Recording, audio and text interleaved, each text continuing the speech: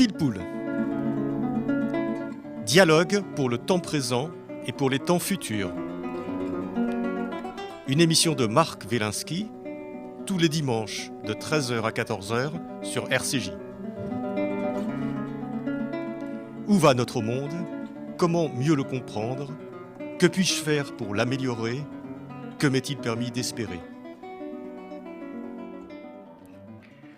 Aujourd'hui, Mathematica avec David Bessis.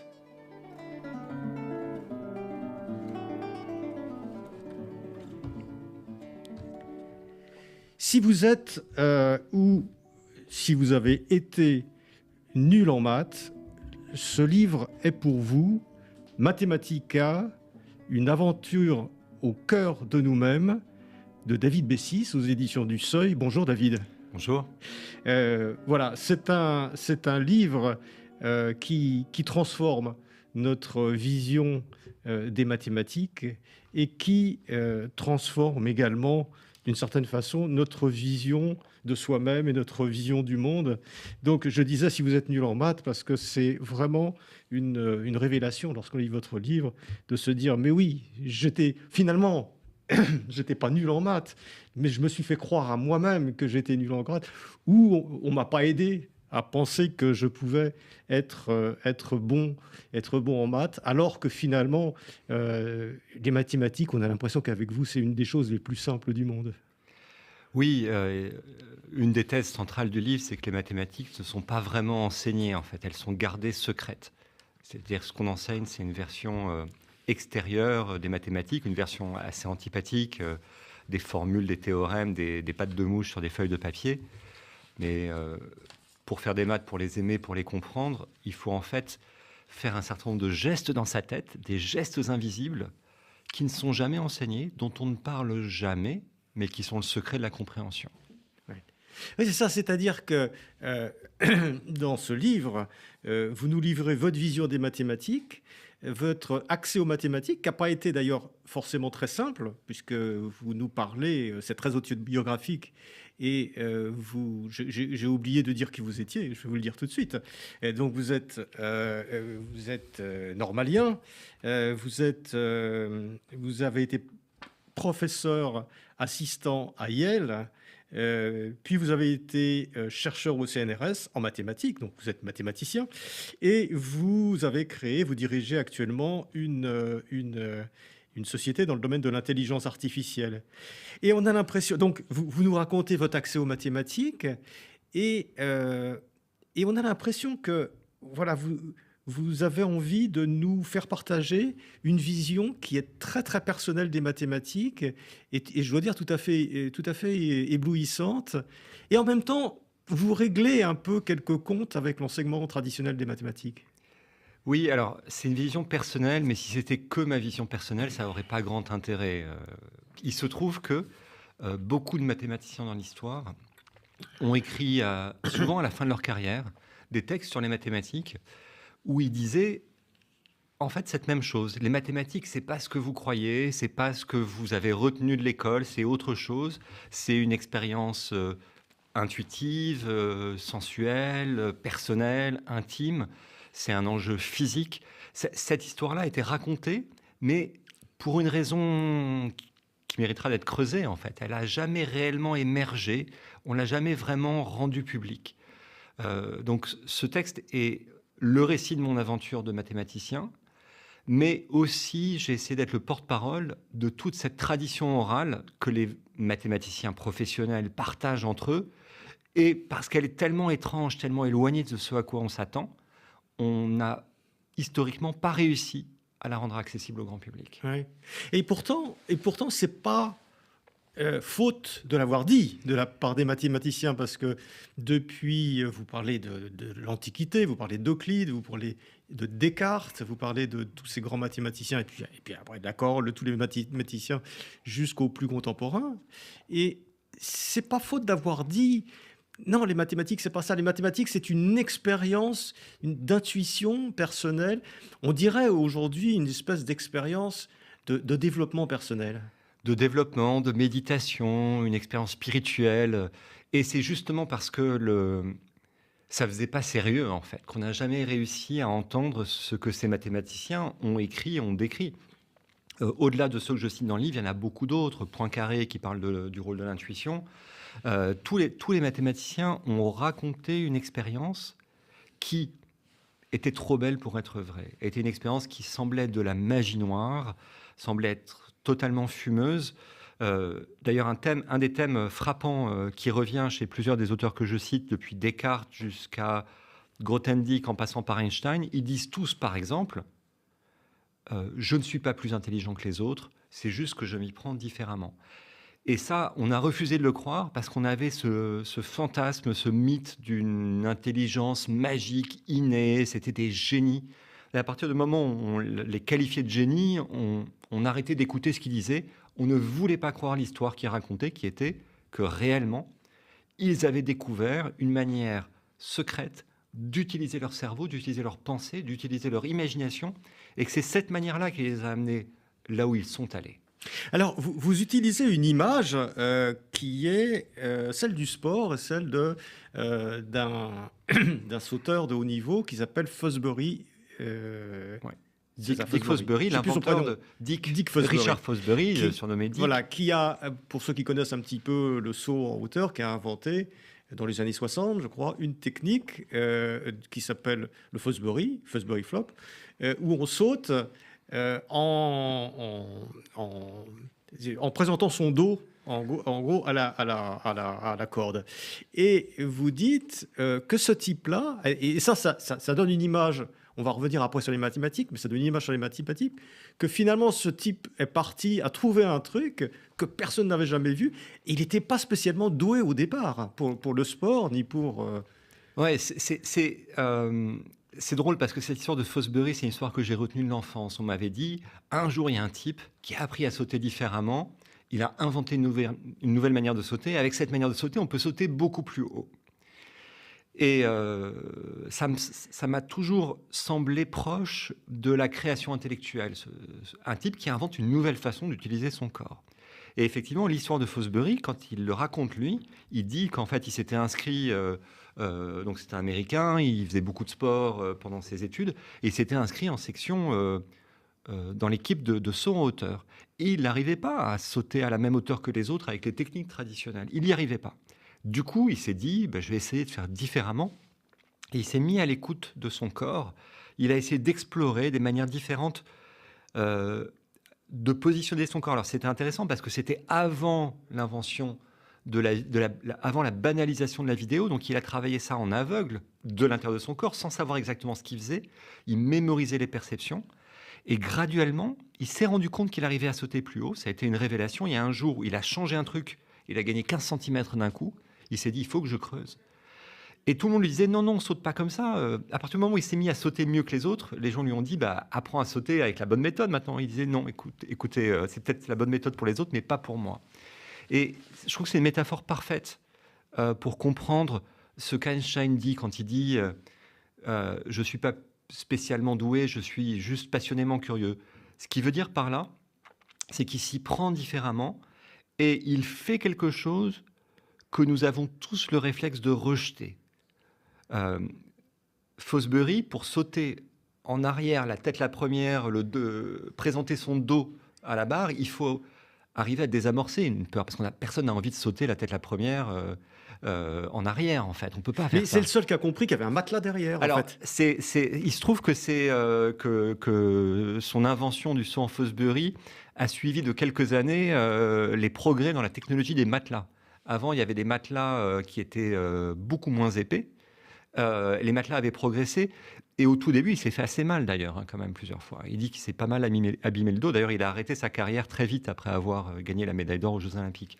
Mais cette idée qu'il y a un réflexe de fuite à désamorcer, elle est aussi présente chez ces grands scientifiques et ces grands mathématiciens. Ils disent tous, on a le réflexe de fuir ce qu'on ne comprend pas. Le secret, c'est de ne pas le fuir, de le regarder en face, de l'interroger, d'oser dire qu'on ne comprend pas, d'oser poser les questions bêtes qu'on a envie de poser. Et à l'âge adulte, on a appris à masquer sa peur. Et ça, c'est le principal obstacle à la compréhension mathématique. On n'a aucune chance de comprendre si on ne commence pas par dire, et même à se dire à soi-même, ça, je ne comprends pas, ça me paraît bizarre, ça, je trouve ça louche, ça, j'ai besoin de creuser, j'ai besoin qu'on m'explique. Finalement, cette pulsion très enfantine, très simple de vouloir comprendre, c'est celle-là qui permet de se développer. Et de ne pas avoir peur de dire « j'ai pas compris ». De ne pas avoir peur de dire « j'ai pas compris », et même de ne pas avoir peur de le répéter une fois qu'on nous donne une explication qui est censée nous clarifier les choses et qui ne marche pas, on ne la comprend toujours pas. Ouais. Un petit enfant fait ça, il dit pourquoi, on lui donne une réponse, il redit pourquoi, on lui redonne une réponse, il redit pourquoi. Cette capacité à reconnaître qu'on n'a pas été convaincu, elle est fondamentale. C'est-à-dire qu'on pose la question, on s'avoue à soi-même qu'on n'a pas compris jusqu'au moment où il y a une espèce d'image qui paraît évidente, une espèce de déclic. Je ne sais pas comment ça se passe parce que je ne suis pas dans votre tête, mais et là, on se dit, ça y est, j'ai compris, c'est évident. Mais si, en fait, vous connaissez ça, vous le connaissez hors des mathématiques. Simplement, vous avez développé une peur des mathématiques comme l'immense majorité des gens, parce qu'on vous a dit que c'était un don du ciel et que vous n'étiez pas assez intelligent, et du coup, vous avez intériorisé, et votre réflexe de fuite a été décuplé par ça. Mais en vrai, dans la vie de tous les jours, quand il y a un sujet qui vous préoccupe vraiment, vous avez déjà eu une préoccupation professionnelle, un chagrin d'amour, un problème que vous vouliez régler, et le soir, dans votre tête, vous avez essayé de trouver la solution, vous avez essayé de jouer au Lego avec vos idées, d'essayer de trouver comment ça s'emboîtait, comment ça marchait, parce que c'était important pour vous et vous ne vouliez pas lâcher prise. Et puis à un moment donné, vous avez compris un truc, vous avez dit « Ah, ça y est, j'ai compris ». Ça vous est forcément arrivé, ce truc-là. Oui. Ben, en fait, il faut oui, faire mais ça. ça m'est arrivé, mais j'étais loin de penser que c'était ce qui pouvait arriver en maths. Parce que ça ne m'est jamais arrivé en maths, Oui, honnêtement. Parce que, alors, en vrai, ça vous est arrivé dans la petite enfance. Vous vous en souvenez plus. Dans la petite enfance, je suis à peu près certain que vous avez joué avec un jeu où il y avait des trous en forme de rond, de carré, d'étoiles, de cœur et de triangle. Il faut mettre des formes dans vous avez des des dans pièces. des trous. Vous avez joué à ce jeu. Est-ce que vous vous en souvenez ou pas? Vaguement. Mais je sais que mes petits-fils adorent y jouer. Ouais. Voilà. Moi, j'ai le souvenir. Enfin, moi, j'ai posé la question à pas mal de gens. Il y a pas mal de gens qui s'en souviennent parce que la frustration que vous aviez à pas savoir qu'il y avait les ronds et les carrés, à pas arriver à les faire rentrer, c'était une frustration très profonde. C'était insupportable. Quand vos parents arrivaient, ils prenaient le carré, le faisaient rentrer dans le carré, ça marchait. Et vous preniez une pièce, vous essayez d'en faire rentrer dans un trou, ça marchait pas. C'était pas le bon trou. Et à cette époque-là, c'est loin, je sais, mais à cette époque-là, si vous ne faisiez pas rentrer le rond dans le rond et le carré dans le carré, c'est pas parce que vous étiez idiot, c'est pas parce que vous étiez moins doué que les autres, c'est parce que vous n'aviez pas encore conceptualisé qu'il y avait des formes, qu'il y avait des ronds, qu'il y avait des carrés. Il vous manquait des concepts mathématiques de base de géométrie. Et grâce à ce jeu, vous les avez développés. Et vous êtes retourné devant ce jeu. C'est une caractéristique des petits-enfants. Ils ne vont pas se décourager. Ils vont se mettre en colère. Ils vont essayer de pousser plus fort et de faire rentrer le rond dans le carré. Ça ne marche pas. Mais le lendemain, ils vont réessayer. Et ça dure des mois. Ils acceptent cet état. Mais il y a un moment, il y a un jour, ils disent, mais là, il y a une forme. Et le trou, il a la même forme. Donc, c'est dans ce trou-là qu'il faut que je mette.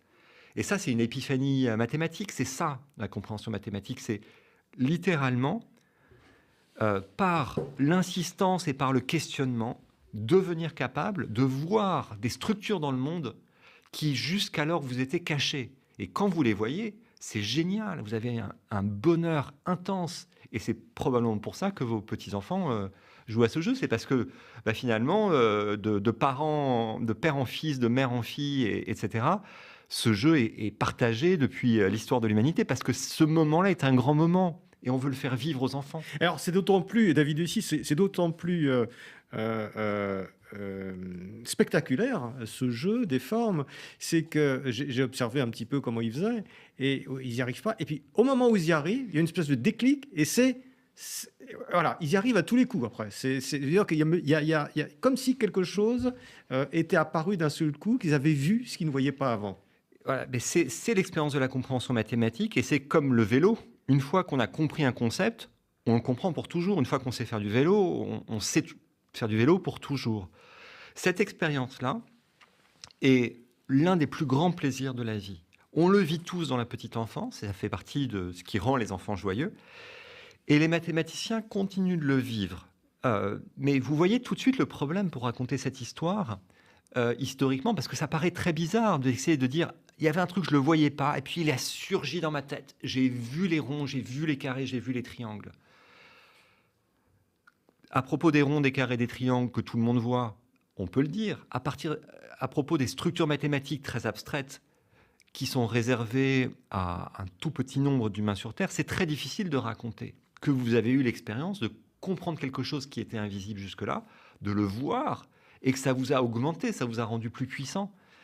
Et pour vraiment pouvoir raconter cette histoire, je crois qu'il faut remettre en question les mythes et les dogmes sur ce qu'est notre pensée, ce qu'est notre cerveau. On ne peut raconter cette histoire correctement que quand on comprend que les mathématiques sont un outil de développement cognitif, que notre cerveau est plastique, que nous pouvons rajouter des nouveaux concepts plus profonds, plus puissants à ceux que nous avons déjà. Cette démarche-là est la démarche mathématique, mais pour la raconter, il faut se débarrasser des fantasmes historiques sur, en gros, notre pensée, c'est un don du ciel, quoi. Ouais. Mais alors, revenons un petit peu à la question qu'on a posée il y a quelques minutes.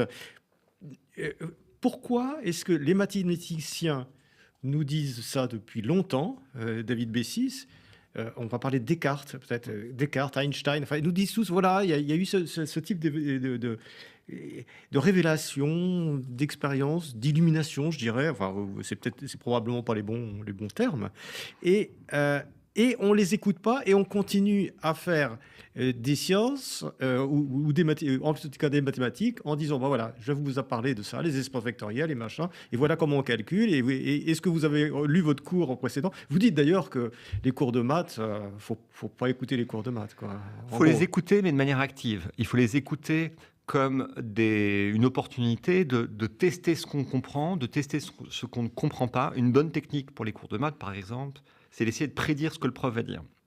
Et si vous arrivez à prédire ce qu'il va dire, c'est que vous avez compris le cours. Ouais. C'est essayer de ça, c'est fascinant, oui. Mais pourquoi on n'a pas voulu les écouter? On n'a pas voulu les écouter parce que l'histoire qu'ils racontaient ne trouvait pas sa place dans la vision qu'on avait du fonctionnement de notre cerveau. On avait cette idée très ancienne, très archaïque, de penser qu'il y avait le monde des idées, qui était un monde parallèle, d'essence divine, et qu'on y avait accès en étant une espèce de démiurge, donc il y avait des génies qui avaient accès à un monde supérieur. On n'avait pas cette idée que l'intelligence est quelque chose qui se construit, qu'on construit nous-mêmes, jour après jour, par notre activité intellectuelle. Pour comprendre ça, il faut bénéficier de tous les progrès récents de compréhension de la neurologie, de l'intelligence artificielle, comprendre que notre cerveau est plastique. On ne croyait pas qu'il était plastique jusqu'à il y a très récemment. Oui, et alors, vous dites, on dit ça depuis très très longtemps, vous parlez de Descartes. Tout le monde a un peu entendu parler de Descartes, et il a écrit donc ce texte qui s'appelle Le discours de la méthode, que vous revisitez complètement dans ce livre en disant finalement le discours de la méthode, je rappelle, c'est Descartes met en doute les réalités sensibles, tout ce qu'il voit, il se dit je ne m'arrêterai quand je serai sûr, quand j'aurai une idée certaine de ce qui se passe. Et il redécouvre après les mathématiques, et c'est un texte qui est d'ailleurs une introduction à des traités de mathématiques, les météores, les coniques, etc. Et vous revisitez ça en disant non, alors ce qu'a fait Descartes, c'est typiquement une espèce d'expérience de développement personnel. Et il nous le dit. Et c'est vrai que quand on le relit après, ou quand on le lit, on s'est dit mais c'est évident que c'est ça. Descartes a été embrigadé dans tout un imaginaire d'une rationalité qui serait une espèce de discours de l'autorité, ce qui n'est pas du tout ce qu'il disait lui. La première chose pour essayer de comprendre Descartes, c'est de se remémorer qui il a été du point de vue biographique. C'est un type qui était très brillant pendant ses études, mais qui a décidé de les interrompre pour explorer le monde. Il était passionné d'escrime. À 20 ans, il a écrit un traité d'escrime où il raconte comment on peut gagner à tous les coups. Ce qui ressemble déjà à un type qui aime bien écrire des bouquins de développement personnel, on va gagner, on va être le plus fort, etc. Il y croyait tellement à sa méthode d'escrime qu'il s'est engagé comme mercenaire, ce qui est une carrière peu habituelle pour un intellectuel quand même, il a vraiment été mercenaire. Et là, il a eu une espèce d'illumination quand il était mercenaire, où il raconte avoir été quasiment frappé par la foudre, avoir entrevu une méthode nouvelle pour le développement de l'esprit, etc. Et il dit lui-même que cette méthode est la méthode des mathématiciens. Et on a tendance à lire le discours de la méthode comme un traité de philosophie. Je trouve beaucoup plus clair et beaucoup plus fertile de le lire comme le récit autobiographique d'un mathématicien. Parce qu'on va y retrouver des thèmes qui apparaissent ensuite chez Einstein, ensuite chez Grothendieck, qui sont des thèmes de « je ne suis pas plus intelligent que les autres, j'ai juste trouvé une méthode ». C'est littéralement ce que dit Descartes dans les premières pages du discours de la méthode. Donc quelqu'un qui nous dit « il y a une méthode pour devenir intelligent », aujourd'hui, quelqu'un qui écrirait ça, ce serait rangé au rayon développement personnel.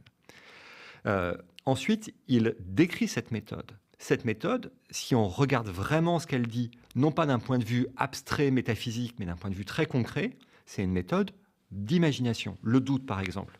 Qu'est-ce que le doute? À quel moment on doute? On doute quand on peut imaginer une manière que quelque chose qu'on tient pour vrai pourrait avoir de ne pas être vrai. Et quand on imagine cette opportunité de douter, ben en fait, ça met en branle notre plasticité mentale, ça stimule notre imaginaire et ça fait que la vision un peu floue qu'on avait de la chose va se clarifier. Descartes le décrit. Il décrit que plus il travaille à douter et à essayer de rendre intelligible, clair, distinct, plus sa pensée se clarifie. Ce qu'il décrit est exactement l'expérience de clarification mentale que vivent les mathématiciens quand ils appliquent cette méthode qui est fondamentalement la méthode du formalisme et de la démonstration. C'est-à-dire qu'on a une intuition, qui est quelque chose qui est dans notre corps, qui est en vie, qui est plastique, et pour renforcer cette intuition, on va essayer de mettre des mots dessus, de faire des raisonnements parfaitement rigoureux dessus, ce qui est un artifice technique qui nous permet de développer nos représentations et notre imaginaire. Mais j'irai presque plus loin. Je dirais que souvent, les gens dont vous parlez, on a pris l'exemple de Fosbury, mais on peut prendre l'exemple de Descartes, on va parler peut-être dans un instant d'Einstein, de Grothendieck, etc. Ce sont des gens qui, au début, ne sont pas gâtés par la nature, ils ont quasiment un handicap, mais ils ont envie d'aller jusqu'au bout et ils transforment ce handicap, cette faiblesse, en fait, en quelque chose, parce qu'ils ne peuvent pas faire des choses comme les autres, en fait. Alors, il faut quand même être un tout petit peu sceptique. Ils disent tous avoir été handicapés au départ. Est-ce qu'on doit complètement les croire ou pas? Alors, certains sont vraiment handicapés. Et je parle de William Thurston, un mathématicien américain, qui, lui, avait un vrai problème visuel qui l'a empêché de voir le monde en 3 dimensions. Il avait un très, très fort strabisme. Il a essayé de le corriger et il est devenu le plus grand géomètre du XXe siècle, en étant même capable de voir dans sa tête en dimension 4 et en dimension 5. Donc, lui est vraiment parti d'un handicap et l'a surcompensé. Einstein, on raconte qu'il s'est mis à parler très très tard. Pendant très longtemps, ses parents s'inquiétaient parce qu'il ne parlait pas. Est-ce que c'est vraiment un handicap ou pas? Je ne sais pas. Ce qui est vraisemblable, c'est qu'à partir du moment où ils ont mis le doigt sur une méthode qui les a permis de s'élever, et c'est vraiment l'expression de Descartes, il dit une méthode qui m'a permis de m'élever au plus haut point que la médiocrité de mon esprit me permet d'aller, ce qui est une phrase assez forte en fait. Ils ont parcouru un long chemin en suivant cette méthode, donc ils se sont beaucoup élevés, et se sont élevés tellement haut que probablement, quand ils regardent leur enfance, ils disent « mais j'étais complètement débile à l'époque » parce qu'ils ont progressé. Cette progression, c'est l'un des phénomènes les plus frappants en mathématiques. On a toujours l'impression de rien comprendre quand on fait des maths. Moi, quand j'étais mathématicien, j'avais l'impression d'être vraiment nul, d'être plus nul que les autres. Pourquoi? Parce que ce que je comprenais, moi, me paraissait évident, et ce que je ne comprenais pas, et donc les mathématiques des autres, me paraissaient inintelligibles. Donc il y a toujours cette illusion d'optique. Quand on regarde ce qu'on est capable de faire soi-même, ça paraît toujours très simple. Et alors, justement, vous dites quelque chose de tout à fait passionnant, David Bessis.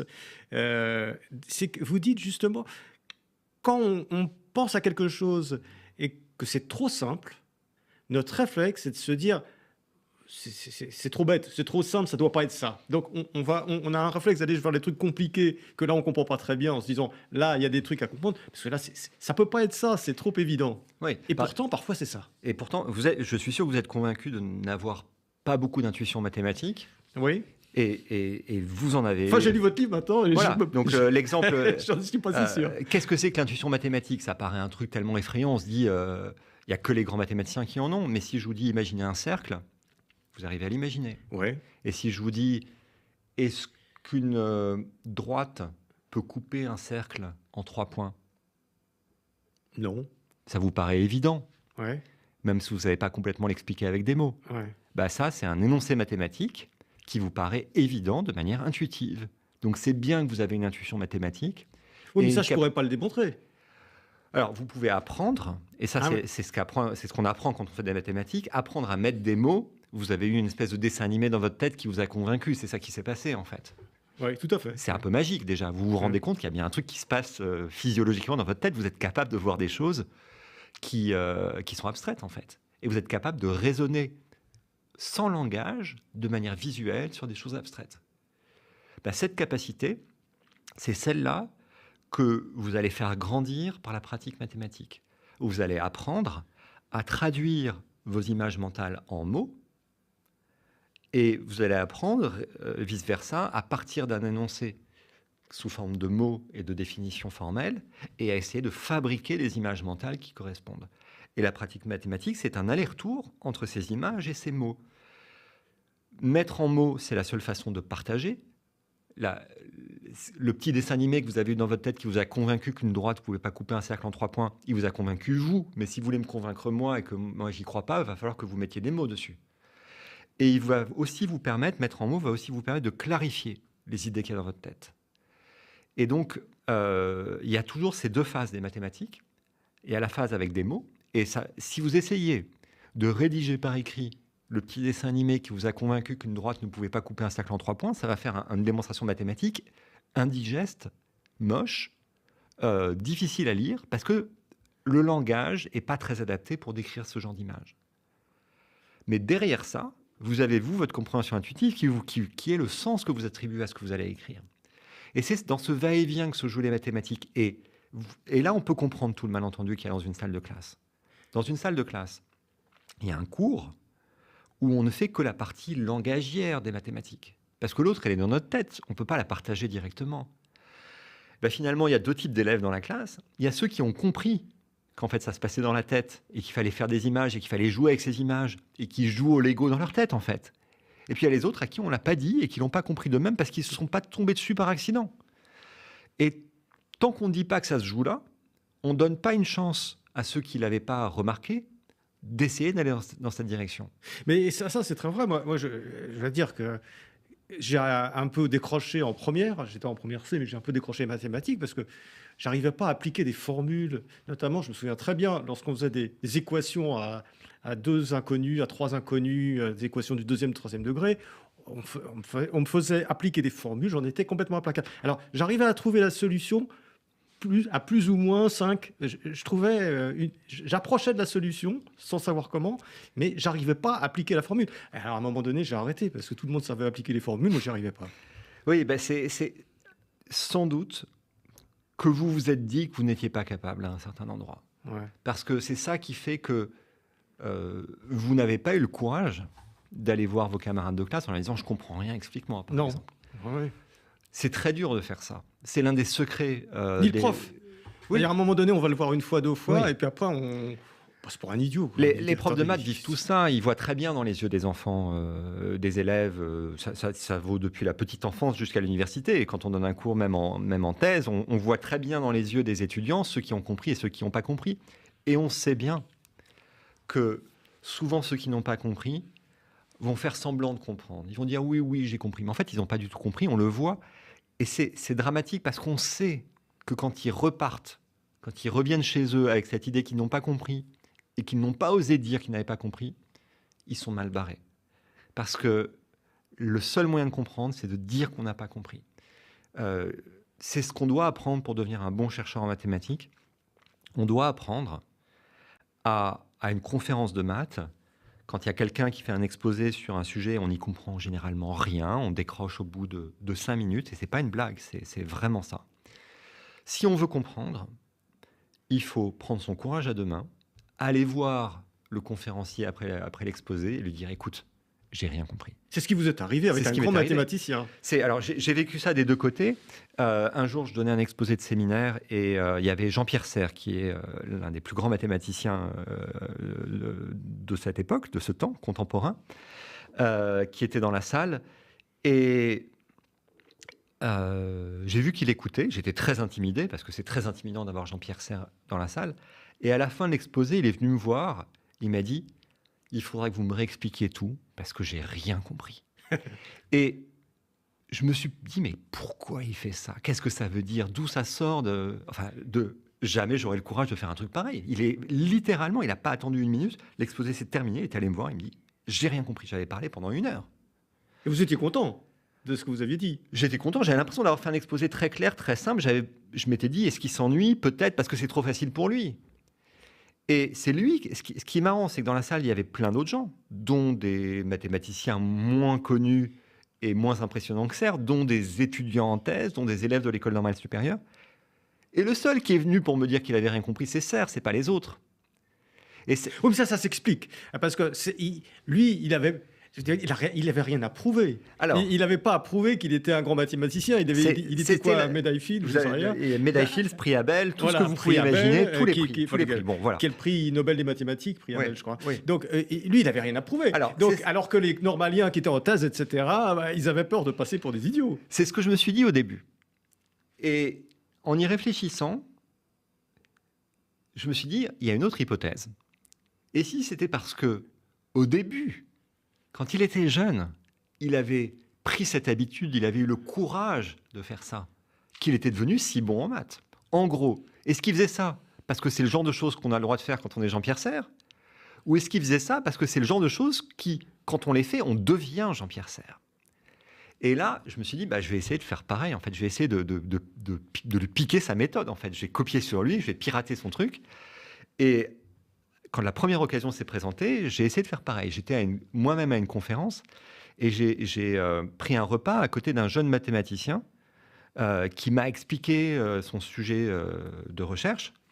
Et comme moi, j'étais un mathématicien plus établi, il me l'a expliqué avec des grands mots savants, voulant m'impressionner. Et je n'ai rien compris à ce qu'il m'a dit. Et je suis retourné le voir après. Je l'ai pris à l'écart. Je lui ai dit, écoute, j'ai rien compris à ce que tu m'as dit. Pars du principe que je suis débile, que mon cerveau est endommagé, j'ai subi des dommages cérébraux. Explique-moi, mais s'il te plaît, vas-y doucement. Et ce moment-là était un déclic très important de ma carrière. J'étais déjà un mathématicien professionnel, je n'étais pas totalement nul, mais je n'étais pas arrivé là où je pouvais arriver. Et cette expérience-là m'a vraiment débloqué. Qu'est-ce qui s'est passé? Quand je lui ai dit que j'étais handicapé, que j'avais eu des dommages cérébraux, etc., ça l'a évidemment fait rire. C'est une blague de matheux, quoi. On toujours dire qu'on est un peu débile, etc. Ça fait rire les autres, ça détend l'atmosphère. Mais il m'a expliqué les choses avec des mots différents. Jusque-là, il me les avait expliqués d'une manière qui lui permettait, lui, de paraître quelqu'un de très fort. À partir du moment où je lui disais que j'étais totalement nul, il pouvait me l'expliquer de manière généreuse, non pas pour m'impressionner, mais pour m'aider. Il m'a tendu la main, j'ai accepté de me mettre dans la position de l'étudiant alors qu'il était plus jeune que moi. J'ai posé des questions, j'ai demandé de répéter, j'ai demandé des détails, et j'ai fini par comprendre des choses de son domaine de recherche, qui était un domaine auquel je ne comprenais rien, mais auquel j'étais censé comprendre quelque chose. Donc j'avais à l'intérieur de moi un point de non-compréhension qui s'était un peu enquisté, parce que j'avais eu peur de dire que je ne comprenais pas. Et cette expérience, qui est en surmontant... Donc il a été rechercher le nœud derrière quelque chose. Du coup, j'ai pu poser les questions, pas seulement sur ce sur quoi il travaillait lui dans sa recherche, mais sur les prérequis, les choses que j'étais censé connaître depuis mes études et que j'avais jamais comprises, en fait. Et en faisant ça, d'une part, je me suis débloqué sur son sujet, d'autre part, je me suis rendu compte que c'était une méthode d'une très grande puissance. Et il se trouve que, dans les années qui ont suivi, j'ai connu la plus grande progression de ma carrière mathématique. C'est à ce moment-là que j'ai démontré les théorèmes les plus significatifs. J'ai appris à ne pas avoir peur de passer pour un idiot. Mais ça, c'est quand même, ça va très très loin, David Bessis, parce que Là, vous aviez trouvé un peu votre Fosbury Flop à vous, quoi. Enfin, vous avez trouvé une nouvelle façon de sauter plus haut, et donc d'un seul coup, ça vous a décoincé. Mais c'est quelque chose qui dépasse, pour moi, le domaine des mathématiques, c'est-à-dire ne pas avoir peur de dire qu'on ne comprend pas. Parfois, il y a des discours, je ne sais rien, des discours politiques, des discours économiques, et vous écoutez, vous dites, je ne comprends rien à ce qu'il me raconte. Donc, premier réflexe, c'est de dire, je ne comprends rien, c'est que je ne suis pas assez bon en économie, que je ne suis pas assez bon en politique, que je ne suis pas assez intelligent, ou voilà, lui, il a fait machin, il a fait truc, c'est Attali, ces trucs. Je dis des noms au hasard, parce que souvent, les grands intellectuels sont quand même très clairs. Mais parfois, c'est justement des gens qui vont vous... Et vous n'osez pas, et se dire dans la vie, oser dire, je comprends rien à ce que tu me racontes, ou même avec des amis, je comprends rien à ce que tu me racontes. Ouais. Ça, c'est terrible. C'est vraiment cette capacité-là qui, de mon expérience, est le critère qui distingue les gens les plus intelligents que j'ai rencontrés. Ils ont tous cette caractéristique de n'avoir aucune peur de dire qu'ils ne comprennent pas, d'écouter les explications et de dire après les explications, désolé, je ne comprends toujours pas. Là, il faut encore plus de cran. Ouais. Alors, il y a quand même quelque chose, une thématique que vous n'esquivez pas, je dois dire, dans votre livre, qui est la relation entre la mathématique et la folie, ou les mathématiques et la folie. Parce que c'est vrai que dans l'esprit des gens, on dit souvent les matheux, et vous dites vous-même que vous avez rencontré des matheux qui n'étaient pas très clairs, quoi, qui n'étaient pas très nets, qui avaient des comportements un peu bizarres. Et vous n'esquivez pas ça. C'est-à-dire que, oui, alors, est-ce que les maths peuvent rendre fou, en fait? Alors, effectivement, je ne l'esquive pas. Je crois qu'on peut... Il y a un enjeu de rendre les mathématiques sexy, parce qu'elles devraient être foncièrement désirables, et elles ne le sont pas aujourd'hui, parce qu'on ne les raconte pas de la bonne manière. Et paradoxalement, j'ai toujours été convaincu que cette façon qu'a la vulgarisation scientifique de donner une version nettoyée de l'histoire des sciences, paradoxalement, ça ne les rend pas sexy. Et je consacre un chapitre à Ted Kaczynski, surnommé Unabomber, qui est le terroriste qui a donné lieu à la plus longue... Dites-nous quelques mots là-dessus, parce que je la plus longue traque du histoire. FBI. Oui, c'est un mathématicien. C'est le côté obscur de la force, ça. C'est exactement le côté obscur de la force. Mais sans Dark Vador, la guerre des étoiles serait terriblement ennuyeuse. Donc, si on n'a pas le côté obscur de la force, on ne peut pas comprendre la puissance des mathématiques. Ted Kaczynski, qui était donc un mathématicien, qui a fait une thèse, un début de carrière. Il était le plus jeune enseignant à Berkeley. Il a quitté du jour au lendemain, après quelques années de carrière, son poste à Berkeley. Il s'est construit une cabane au fond du Montana, sans électricité, sans eau, avec un trou au fond pour faire ses besoins. Il a vécu comme un animal sauvage, littéralement. Et il s'est enfermé dans un délire meurtrier. Il voyait la forêt où il habitait être coupée pour qu'on construise des routes. Et il s'est dit qu'il allait mener une attaque contre l'industrie et le monde moderne. Et il a tué des gens, il a fait des attaques aux colis piégés pendant une vingtaine d'années. Ça a été la plus longue... ça répétait, c'est-à-dire que ça a été un serial killer, d'une certaine façon. Un serial killer, la plus longue traque de l'histoire du FBI, la plus longue enquête qui a mobilisé, je crois, jusqu'à 150 personnes à un moment donné. Et aujourd'hui, il est toujours en vie. Il est condamné à 7 ou 8 fois la perpétuité. Il est dans la même prison ultra sécurisée que Zacarias Moussaoui, terroriste du 11 septembre. D'ailleurs, c'est un problème pour un mathématicien. Est-ce qu'on peut multiplier la perpétuité quand même? Donc il est avec Zacarias Moussaoui et le baron de la drogue El Chapo. Donc c'est un des grands criminels du XXe siècle. C'est un personnage absolument invraisemblable. Et c'était un vrai mathématicien. Et sa caractéristique psychiatrique est d'être un très grand paranoïaque. Très, très grand paranoïaque. Et il y a dans l'histoire des mathématiques, on ne peut pas le cacher, un certain nombre de paranoïaques. J'ai une hypothèse là-dessus, que j'essaye d'étayer dans le livre. C'est qu'en fait, le malentendu sur les mathématiques, cette chose qui condamne 60 à 70% ou 80% de l'humanité à rien comprendre et qui enferme la plupart des gens à l'extérieur des mathématiques, ce même malentendu, il enferme certains mathématiciens à l'intérieur des mathématiques parce qu'on leur a pas dit ce qu'étaient les mathématiques. Et le malentendu, c'est de confondre le rôle du raisonnement logique et de la démonstration formelle comme un outil de développement de notre cognition avec un outil pour accéder à des vérités éternelles. On sait très bien que le projet de Descartes, qui était de reconstruire toutes les vérités sur le monde à partir de raisonnements mathématiques rigoureux, cette méthode-là ne peut pas s'appliquer. On sait très bien que là où il y a une certitude absolue, c'est sur des choses abstraites, déconnectées de notre expérience sensible, et que tout ce qui concerne notre expérience du monde, il n'y a jamais de certitude absolue. Or, les paranoïaques sont convaincus que le raisonnement rigoureux qu'ils font débouche sur des vérités absolues qui doivent s'appliquer dans le monde. Donc, Ted Kaczynski, il était convaincu que le raisonnement qu'il avait fait, qu'il avait mené depuis sa frustration de voir des forêts être abattues pour construire des routes, à sa légitime des attentats terroristes, il était convaincu d'avoir raison, contre tout le monde. Donc on est enfermé d'une certaine façon, au bout d'un certain temps, dans une espèce de langage mathématique, et on finit par penser que le monde fonctionne de cette façon-là. Oui, donc il y a ceux qui, en fait, croire qu'il y a des vérités absolues et que le langage mathématique est une espèce de langage démiurgique qui nous permet d'accéder à des vérités absolues transcendantes, c'est dangereux. Ça fait négliger les vrais enjeux humains, psychologiques, cognitifs des mathématiques et ça oriente l'enseignement dans la mauvaise direction.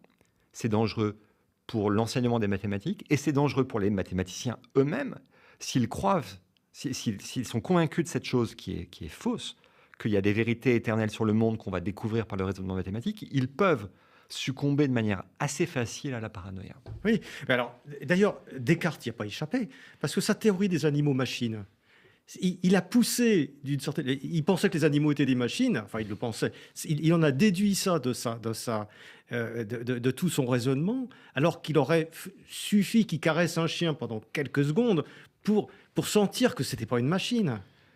Oui, et alors, c'est pas seulement à cet endroit-là que je le vois se tromper, c'est bien plus tôt dans sa théorie sur cette idée du dualisme. Il a quand même cette idée qui nous a influencés et qui continue de nous influencer. Il y a le corps d'un côté et l'esprit de l'autre. L'esprit fait d'une espèce d'entité non matérielle, un peu magique, qui aurait été placée en nous directement par Dieu et qui donc serait capable d'accéder à la vérité par accès direct, quoi. C'est quand même une chose assez bizarre. Et ce contresens ontologique et épistémologique, il nous poursuit encore. Il est au cœur du malentendu sur les mathématiques. Il n'y a pas que Descartes. Quand Galilée dit que la nature est écrite en langage mathématique, et c'est aussi une référence à quelque chose de divin dans les mathématiques. Et bizarrement, jusqu'au XXe siècle et jusqu'à encore aujourd'hui, il y a beaucoup de mathématiciens qui ressentent les mathématiques de manière tellement magique qu'ils ont l'impression qu'elles ont été suggérées par Dieu en eux-mêmes. J'ai un ami, un mathématicien assez connu, qui est profondément athée et qui m'a raconté, alors je ne dévoilerai pas son nom, mais il m'a raconté que les grandes découvertes de sa carrière, il avait l'impression qu'elles lui avaient été révélées par Dieu. Pour quelqu'un qui est athée, c'est quand même une émotion assez particulière. Et je crois que c'est toujours ce même contresens de ne pas se rendre compte que les mathématiques sont avant tout un outil de développement de notre cognition, que notre cognition est plastique, que nous pouvons réellement faire émerger des concepts nouveaux en nous en appliquant cette méthode, qui est une méthode pratique, technique, comment on imagine les choses, comment on met des mots dessus, de façon matérielle. Ça provoque en nous une compréhension plus profonde. Mais on trouve aussi cette dérive un peu dans les religions, parfois, dans la Kabbale, par exemple, où on parle de... Voilà, on dit que finalement, Dieu a écrit le monde avec des lettres hébraïques et des chiffres. C'est quelque chose de très ancien. Au commencement était le verbe. Le langage nous semble quelque chose d'une nature magique. On ne savait pas expliquer ce qu'était le langage, ce qu'était un concept. On le retrouve aussi chez Platon, le mythe de la caverne, le monde des idées, etc. Ça fait des millénaires qu'on est confronté à une énigme profonde. Comment notre cerveau fonctionne-t-il? Qu'est-ce que le langage? Qu'est-ce que la pensée? Qu'est-ce que la vérité? De quoi est-ce fait, cette chose-là? Alors, il y a quelque chose aussi qui est tout à fait intéressant et réjouissant dans votre livre, c'est que vous redéfinissez la notion d'intuition. Lorsqu'on parle d'intuition, on dit d'un côté, on ne va pas développer parce que ça c'est dans votre livre, hein, je renvoie les auditeurs à votre livre Mathematica, donc aux éditions du Seuil, David Bessis, mais vous dites à un moment donné, on a trop tendance à dire, il y a l'intuition qui ne bouge pas d'un côté, on a l'esprit intuitif et puis d'un autre côté, il y a l'intelligence. Et tout ça, ça essaye de fonctionner un petit peu ensemble. Vous remettez tout ça en question parce que finalement, l'intuition, on a la capacité, si j'ai bien compris votre livre, de la reprogrammer en permanence.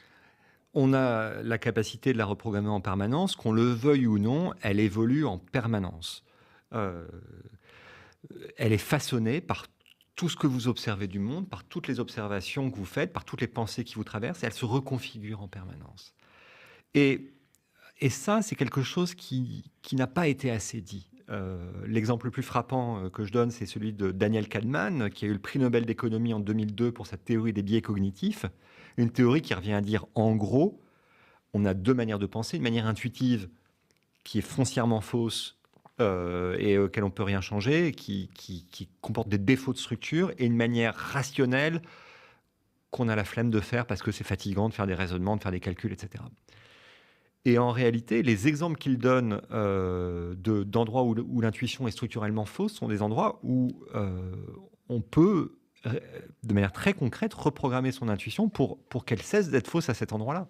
Si on part du principe que notre intuition est fausse, on ne pourra jamais être heureux intellectuellement parce que, en vrai, il n'y a que à notre intuition qu'on fait confiance en cachette. On le sait très bien, vous ne faites jamais vraiment confiance à un raisonnement qui va contre votre intuition. Ça ne vous plaît pas.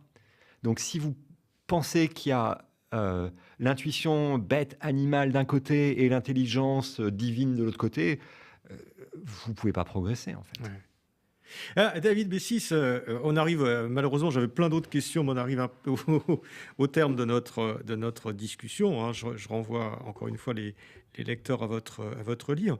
Alors, mais quand même, j'ai une question que je voudrais vous poser, que depuis le début, pourquoi est-ce que les profs de maths ne disent pas ça? Est-ce qu'ils veulent cacher? Est-ce qu'ils veulent se rendre importants et donc cacher les secrets des mathématiques aux élèves au lieu de leur en faire profiter? Alors ça, cette théorie du complot, c'est la théorie de Descartes. Il raconte ça dans un de ses textes. Il dit qu'il savait qu'à l'Antiquité, les mathématiques étaient placées très haut dans l'estime des philosophes. Et en même temps, il n'écrivait que des mathématiques sans aucun intérêt, des espèces d'exercices scolaires. Il dit, c'est pas possible que alors réellement... Pourquoi Et il dit ça, probablement qu'ils ont voulu cacher leurs secrets pour qu'on les mette sur un piédestal et qu'on les respecte. Parce que sinon, je ne pense pas que ce soit le cas. Les profs de maths qui nous écoutent, voilà, ce ne sont pas tous des complotistes. Donc moi, je n'adhère pas à cette théorie du complot. Bon. Je pense que le malentendu, qui au fond est un malentendu sur le fonctionnement de notre pensée, a empêché cette parole pratique humaine, modeste, de dire les mathématiques, c'est une activité humaine, physique, simplement, elle se fait dans notre tête avec des gestes invisibles imaginaires, ça paraît pas assez sérieux par rapport à cette vision transcendante d'un monde parfait. Ils sont eux-mêmes victimes, en fait. Ils sont victimes de ça, ils sont prisonniers de ça. C'est pas assez sérieux, donc pas je assez pense simple. que c'est le cadre culturel. Les mathématiciens eux-mêmes, et d'ailleurs la réaction de beaucoup de mathématiciens que je connais à mon livre est assez frappante. Ils se reconnaissent tous, ils savent que c'est ça qu'ils ont vécu et que c'est jamais comme ça qu'on a pu le raconter.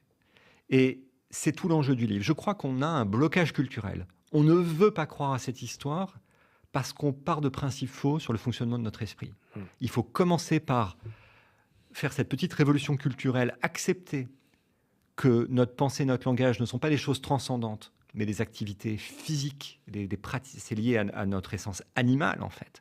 Il faut commencer par faire cette révolution conceptuelle et culturelle pour rendre possible l'enseignement des mathématiques pour tout le monde. David Bessis, dernière question. Est-ce que notre nouveau ministre de l'Éducation vous a appelé? C'est la première chose que je ferais si j'étais nommé ministre de l'Éducation. On sait qu'en France, on a un retard considérable dans le domaine des mathématiques, que les Français... C'est partagé dans le monde entier, vous dites, enfin, surtout particulièrement les Français ne sont pas bons en maths, ils n'aiment pas les maths. Il faut absolument qu'ils vous appellent immédiatement pour rétablir la beauté et la puissance française dans les mathématiques. Alors, personne ne m'a appelé à l'heure qu'il est, mais c'est sans doute à lui qu'il faut le dire et pas à moi. David Bessis, merci. Je rappelle votre livre Mathematica, une aventure au cœur de nous-mêmes, aux éditions du Seuil. Merci beaucoup. Merci beaucoup.